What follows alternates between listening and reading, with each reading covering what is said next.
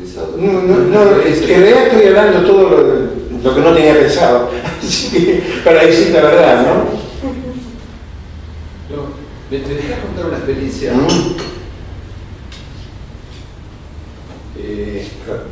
Preparando la presentación del libro, generalmente uno se pone de acuerdo en esto, y con Juan Carlos nos pusimos de acuerdo. Cuando estaba pensando qué decir en esto de la presentación, porque finalmente Juan Carlos me dijo, che, vos tenés también que decir algo, empecé a dar vueltas.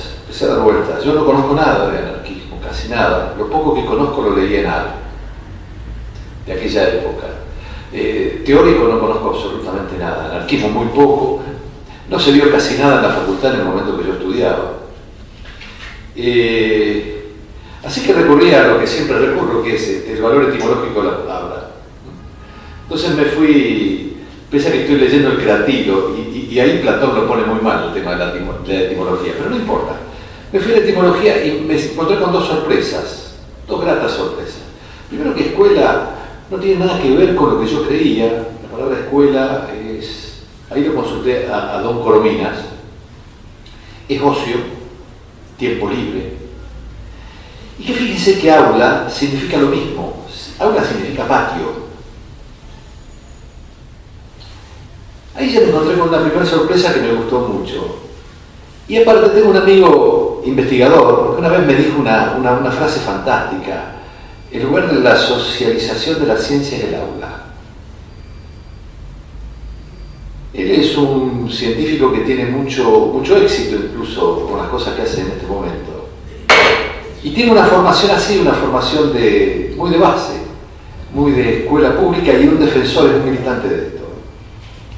Y cada vez que pensé en la educación, pensé como una cosa que a mí me excedía. Y pensé lo mismo que decía Juan Carlos recién, como esto que puede hacerse algo libre en un sistema organizado, en donde te pone como una suerte de cárcel, y que esa cárcel, hasta en algunos momentos, significa un poco de orden y demás. Esta contradicción, digo yo, ¿cómo se resuelve? Porque en última instancia somos nosotros productos de eso. También pasé por una escuela primaria, pienso que vos también, tenemos más o menos la misma edad, sí, ¿no? Si tú no decís cuánto tenés, puedo aceptarlo. 70. No, vos sos más. No sé, bien. Sos más. Bueno, entonces, digo, a ver, vamos a buscar la contradicción. Y miren, me encuentro con un texto de un griego que estuvo silenciado durante 25 o 26 siglos, más o menos. Porque los presocráticos, para nosotros que somos el vulgo, estuvieron totalmente tapados. El poder de la palabra queda reflejado en algo que la define totalmente, como gran dominadora a la palabra. Pero fíjense lo que dice Gorgias: tal como los distintos remedios, la palabra, expelen del cuerpo de cada uno diferentes humores, y algunos hacen cesar el mal, otros la vida. Así también entre los discursos algunos afligen y otros deleitan. Esto que los griegos lo dicen suavemente así, ellos tenían, y después Platón lo trabajó mucho, una palabra que me es muy cercana y te es muy cercana. Ellos llamaban farmacón a esta suerte de mezcla de elixir y de veneno. Este farmacón, que fue algo que adquirió Asclepio, según la mitología, cuando a instancias de Palas Atenea bebe la sangre de la gorgona. Le dijo: ojo, en dosis iguales, ni mucho de una ni mucho de la otra. De paso estaban haciendo la descripción de la circulación sanguínea, ¿no? Asclepio, médico, a quien Quirón, el centauro, le enseñó medicina, pero mucho después de enseñarle las artes del equilibrio, de la danza, del arte y después la medicina.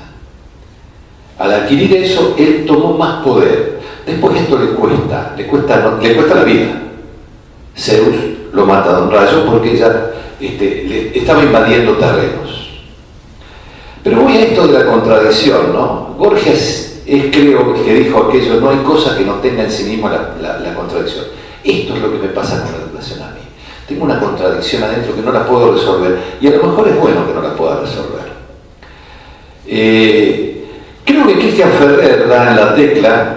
Yo lo tuve por suerte a Cristian Ferrer en una maestría, en un seminario de una maestría. Conocí a un ser excepcional que disfrutan ustedes también, y escribe el prólogo de este libro. Hay dos cosas que marqué. Los anarquistas que se propusieron como tarea forjar un mundo de seres libres más que de ciudadanos ilustrados. Después agrega, el cambio es cultural y psicológico antes que político. No por nada los anarquistas de hace 100 años decían que la revolución no era política sino social, y remata. Era la vida misma el objetivo del pensamiento pedagógico libertario. Y ello exigía libertad de pensamiento, pero también libertad de personalidad. A eso Bakunin llamaba educación integral. Y por fin dice algo que me hubiese gustado decir a mí de este libro, lo que pasa es que el libro me excede. Este libro, dice Ferrer, recupera las muy poco conocidas y soslayadas experiencias educativas libertarias, de las que apenas ha quedado memoria en los anales de la pedagogía argentina.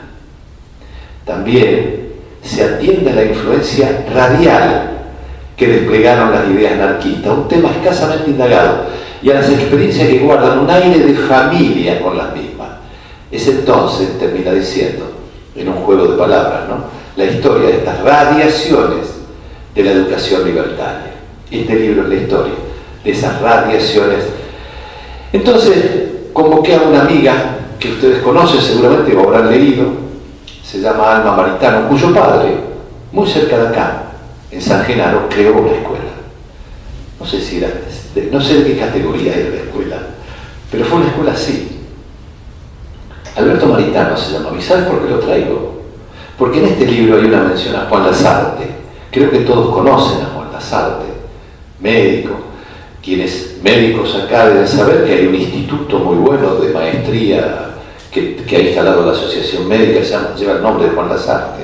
Juan Lasarte era terriblemente mal hablado y era íntimo amigo de Alberto Maritano. Alberto Maritano tenía 20 años, 21. Y Juan Lasarte, como era el médico del pueblo, lo encara y le dice, textualmente, me gustaría leérselo textualmente si lo encuentran: dejate de joder con la panadería de tus viejos. Vos naciste para ser maestro.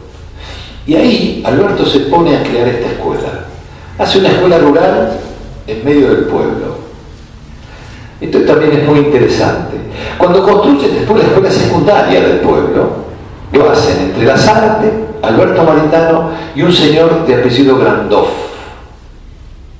Ellos en realidad ayudaron a construir el pueblo porque le dieron cultura al pueblo. Maritano era la única persona que tuteaba, era Juan Lasarte. Llegaba al colegio muy temprano, no faltó un solo día. Ustedes saben que en Montevideo organizaron una entrega de premios. Le dieron un premio a Alberto Maritano. Tenía que ir a Montevideo a recibirlo, pero para eso tenía que dejar de dar clase. Porque en 40 años no dejó un solo día de dar clase. Entonces no se permitió ni siquiera ir a recibir el premio que se lo daba Juana de Ibarburu. En esa escuela llegaba y preguntaba, ¿hoy qué quieren estudiar? ¿Vemos botánica? ¿Prefieren matemática?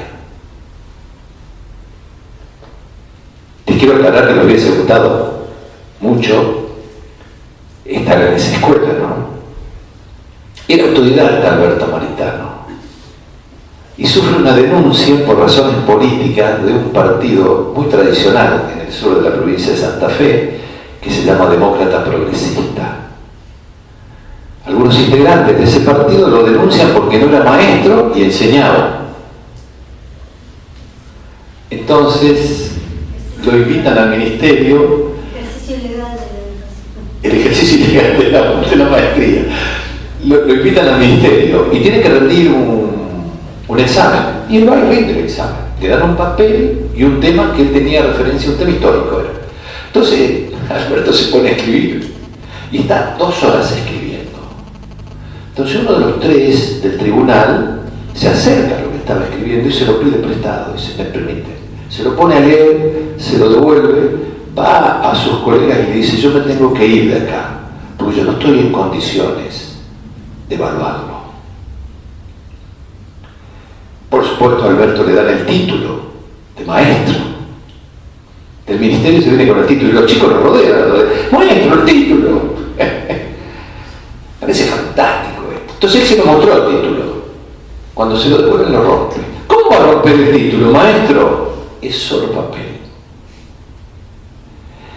Creo que esto un poco define a esta escuela en donde no había bandera, no había reloj, no había campana, no había frontera, no había uniforme, no había separación. Amigos de Olga Cossettini, trabajaban juntos. ¿Saben quién también los ayudaba a los que son rosarinos de muchos años? Felipe Aldana, poeta titiritero, poeta y titiritero. Si pueden, tópense con algún poema de Aldana. Les puedo asegurar que se van a regocijar.